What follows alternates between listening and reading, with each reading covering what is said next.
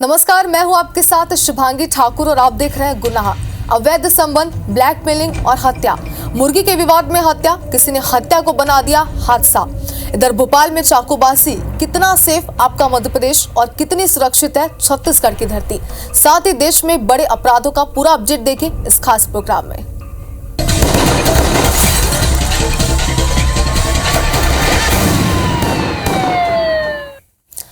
अवैध संबंध और ब्लैकमेलिंग, यही दो हत्याओं का कारण बन गया। साल 2025 शुरू होने के पहले दिन रायपुर के धरसीवा में मां बेटी के दोहरे हत्याकांड का पुलिस ने खुलासा कर दिया है। पुलिस ने एक ऑटो चालक को उसकी लिव इन पार्टनर के साथ गिरफ्तार किया।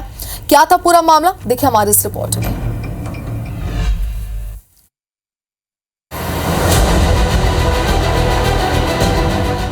साल का पहला दिन और इसी दिन पुलिस को धनेली नाले के पास पेट्रोल पंप के सामने नाले में एक नाबालिग लड़की की लाश मिली थी, जिसकी पहचान करने के लिए दूसरे दिन जब पुलिस उसके घर पहुंची तो वहां एक और महिला की लाश देखकर खुद पुलिस सख्ते में आ गई।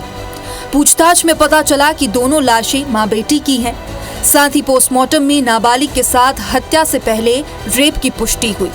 इस पूरी हत्या की गुत्थी को सुलझाने के लिए पुलिस ने 30 किलोमीटर के दायरे के हजारों सीसीटीवी फुटेजों को खंगाला। करीब 3 लाख से अधिक संदिग्ध मोबाइल नंबरों का एनालिसिस किया। मौके पर मिले सबूतों की पड़ताल की। पुलिस टीम ने लगातार 20 दिनों तक गांव में ही रहकर पड़ताल की। इसके अलावा पुलिस ने क्राइम सीन का रिक्रिएशन भी कराया। उसकी मां और उसकी बेटी के दोहरे हत्याकांड को लेकर के इसके अवैध संबंध होने के कारण से मृतका आरोपी भरत के ऊपर दबाव बनाया जा रहा था कि उससे शादी करे, अन्यथा उसका पूरा खर्च वहन करे करके। क्योंकि उस पर ये काफ़ी दबाव में था, अपने पत्नी के साथ में इस बात को शेयर किया और अंततः इन पति और पत्नी के द्वारा हमीदा को रास्ते से हटाने का प्लान तैयार किया गया। इसको एक अहम क्लू मिला कि 3 महीने पहले एक एक्टिव नंबर अचानक गायब हो गया। वारदात के दिन ये नंबर उसी जगह एक्टिव था। उस नंबर के मालिक को पुलिस ने बुलाया तो वो ऑटो चालक भरत दास दीवान का निकला। कड़ाई से पूछताछ करने पर उसने बताया कि उसी ने अपनी लिव इन पार्टनर अनीता लहरे के साथ ये दोहरा हत्याकांड किया था। भरत का मृतका हमीदा से अवैध संबंध था। वो लगातार उससे पैसों की मांग कर रही थी और केस में फंसाने की धमकी दे रही थी। इसी के बाद आरोपी ने उसकी हत्या का प्लान बनाया। उसने अपने बच्चों को गांव भेज दिया। हमीदा की नाबालिग बेटी को अनीता बहला फुसलाकर अपने घर ले गई।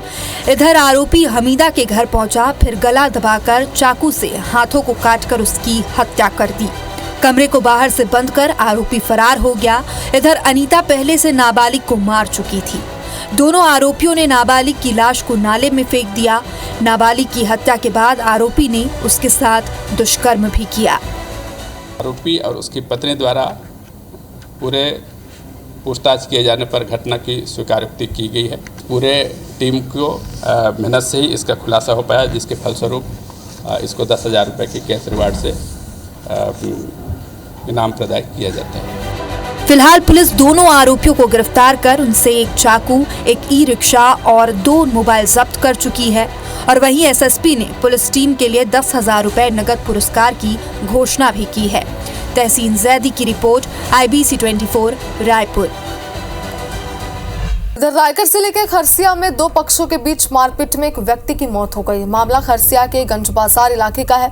यहाँ अनूप अग्रवाल के बेटे गगन अग्रवाल के साथ अनुराग गर्ग, मनीष गर्ग, पवन गर्ग, उमेश गर्ग और मीना गर्ग मारपीट कर रहे थे। बेटी के साथ मारपीट होते देख अनूप बीच बचाव के लिए पहुंचे। इस दौरान धक्का मुक्की में वह गिर गए और घटनास्थल पर ही मौत हो गई। घटना के बाद आरोपी फरार हो गए। इधर मामले में पुलिस ने जब बुधवार दोपहर तक किसी के खिलाफ मामला दर्ज नहीं किया तो परिजन आक्रोशित हो गए और थाने में हंगामा कर दिया, जिसके बाद पुलिस ने आरोपियों के खिलाफ कार्रवाई का आश्वासन देकर परिजनों को शांत कराया। मामले में पुलिस लोगों के बयान दर्ज कर रही है। मेरा दरवाज़ा तोड़ा गया है, पूरा वीडियो है, फुटेज है उसका। खींच के दरवाजा को तोड़े हैं। उस वीडियो को आपको मिल जाएगी। अभी भी नहीं लिखाई है, FIR लिखी नहीं रही है। ऊपर से दबाव बनते जा रहा है, दिन पर दिन हर घंटे में दबाव बनते जा रहा है। मैं इनको जेल चाहता हूँ, सजा चाहते हैं, आजीवन कारावास चाहता हूँ मैं इनकी। और मध्य प्रदेश में चाकूबाजी की घटनाएं लगातार बढ़ते जा रही है। ताजा मामला भोपाल से सामने आया, जहां सिटी बस में एक चोर ने कंडक्टर को चाकू मारकर घायल कर दिया। दरअसल चोर महिला के पर्स से पैसे चुरा रहा था। तभी महिला ने युवक को चोरी करते देख कंडक्टर को आवाज लगाई। महिला आवाज सुनकर कंडक्टर चोर को पकड़ने की कोशिश करता है। इस बीच चोर कंडक्टर को चाकू मारकर वहां से फरार हो जाता है। चाकूबाजी की ये पूरी वारदात बस में लगे सीसीटीवी में रिकॉर्ड हो गई। फिलहाल बस कंडक्टर का अस्पताल में इलाज जारी है।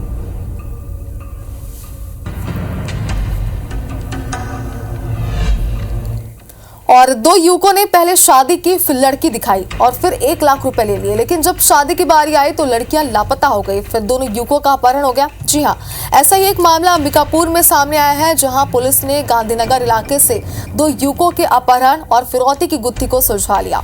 पुलिस ने मध्य प्रदेश के सागर से 6 आरोपियों को गिरफ्तार किया है। दिनेश मरावी और उसके दोस्त काबिल अंसारी को आरोपियों ने अगवा कर 75,000 रुपए की फिरौती मांगी थी। जांच में युवकों की लोकेशन मध्य प्रदेश के सागर में मिली। पूछताछ में ये पता चला कि सागर के 3 युवक शादी करना चाह रहे थे। उनकी जान पहचान दरिमा के दिनेश और काबिल से हुई, जिन्होंने मध्य प्रदेश के युवकों को 3 लड़कियां दिखाई और उनसे तैयारी के एवज में 1 लाख रुपए ले लिए। जब 19 जनवरी को मध्य प्रदेश से आए युवक लड़कियों को अपना घर दिखाने के लिए आए तो तीनों लड़कियां अंबिकापुर स्टेशन तो पहुंची, मगर यहां से किसी और के साथ भाग गई। ऐसे में आरोपियों ने दिनेश और काबिल अंसारी से पैसे वापस मांगे, लेकिन पैसे नहीं देने पर तीनों आरोपियों ने उन्हें ट्रेन में बैठा लिया और सागर ले गए। दिनेश के घर वालों से 35,000 रुपए भी ट्रांसफर करवाए, लेकिन इसके बाद भी नहीं छोड़ा तो परिजनों ने पुलिस में शिकायत कर दी और इसके बाद आरोपी पकड़ में आए। काबिल अंसारी और दिनेश मरावी जो है वो आरोपीगण को शादी करने की बात को लेकर के ये आए थे। कुछ शादी के लिए लड़कियां भी दिखाए थे, लड़कियां नहीं हैं तो दिनेश मरावी और काबिल अंसारी को उन्होंने जो पैसा दिया था उसके वापस मांगने की बात को लेकर के मारपीट करते हुए ट्रेन में जबरदस्ती बैठा करके उनका अपहरण करके लेकर के गए थे। पुलिस ने इन 6 आरोपीगणों को गिरफ्तार किया है। और चिटफंड कंपनी साइदीप के डायरेक्टर दिलीप साहू को जशपुर पुलिस ने रायपुर से गिरफ्तार किया है। मामले के 2 अन्य आरोपी अभी भी फरार हैं, जिनकी पुलिस तलाश कर रही है। आरोपियों ने रकम दुगुने का लालच देकर सरगुजा संभाग और अन्य राज्यों के लोगों से भी ठगी की थी। दरअसल साहित्य future state developer India limited के संचालक और उसके एजेंटों ने ठगी की। आरोपियों के खिलाफ 2013 में कांसाबेल थाने में शिकायत दर्ज कराई गई थी। जांच में ये पता चला कि आरोपियों ने कई लोगों से ठगी की है। इसमें कंपनी के आरोपी डायरेक्टर दिलीप कुमार साहू, नरेश कुमार साहू और कालू सिंह वर्मा का नाम सामने आया। पता ये चला कि इनके खिलाफ सरगुजा के सिटी कोतवाली में भी ठगी का केस दर्ज है। लगातार तलाशी के बाद पुलिस ने आरोपी दिलीप को रायपुर से गिरफ्तार कर जशपुर लाया। आरोपी ने पूछताछ में कबूल किया कि वो 5 साल में पैसे दुगुना करने का लालच देता था और साहित्य प्रोड्यूसर भी उसी की कंपनी है। और 2020 में आरोपी दिलीप अंबिकापुर में जेल भी गया था। जेल से बाहर आने के बाद आरोपी स्वास्थ्य सहायक के रूप में एक निजी अस्पताल में काम कर रहा था।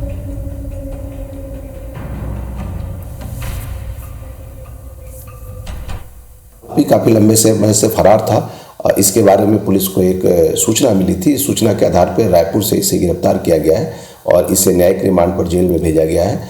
इस कंपनी के 2 अन्य फरार डायरेक्टर, इसके बारे में भी पुलिस लगातार प्रयास कर रही है और इनके बारे में कुछ सूचना मिली है। बहुत जल्द इनको भी गिरफ्तार किया। और इसी के साथ गुनाह में फिलहाल इतना ही। रुकते हैं एक छोटे से ब्रेक ले, जल्द हाजिर होंगे कुछ अन्य खबरों के साथ।